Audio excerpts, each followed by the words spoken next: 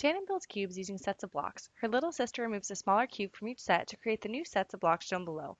Use a table to generate function values for the first three sets. Write polynomials to describe the number of blocks required for each set of Shannon's original design and the number of blocks your little sister removed. Use the polynomials you generate to write a polynomial to describe how many blocks will be required for the nth new set of blocks.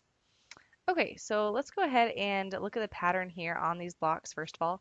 So we see that on set 1 that this is a 2 by 2 by 2 cube, and then her little sister took out 1 cube right there. And then the next one, it's a 3 by 3 by 3 cube, and then again her little sister took out a cube that's size 2 by 2 by 2.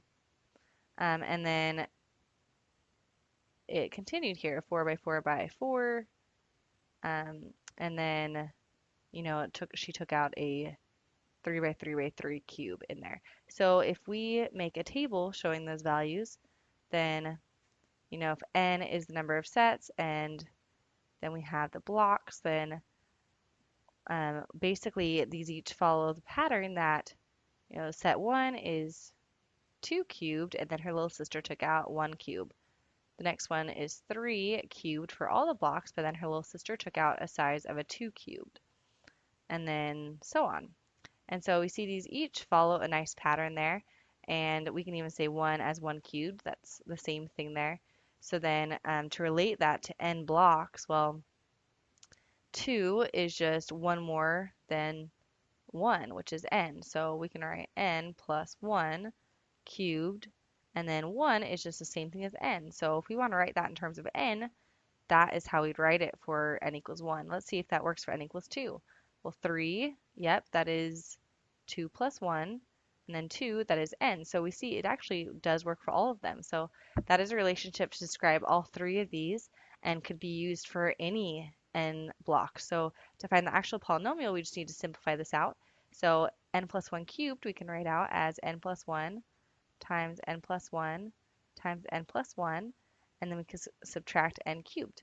So then multiplying this out, we get n squared, n times n, and then n times 1 is just plus n, and then 1 times n again, plus n, and then 1 plus 1 is 1 times 1 is just 1.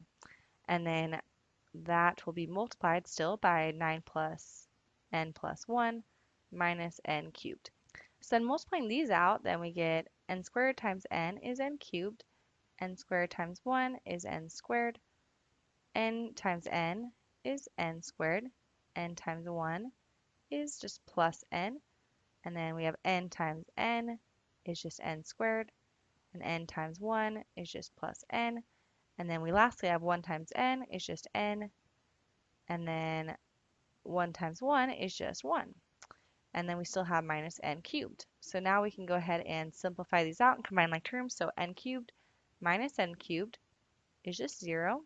We have n squared plus n squared plus n squared. That equals 3n squared. And then we have plus n plus n plus n. So we get plus 3n. And then we still have a plus 1. And so our final answer is the number of cubes required for the nth new set of blocks is 3n squared plus 3n plus 1.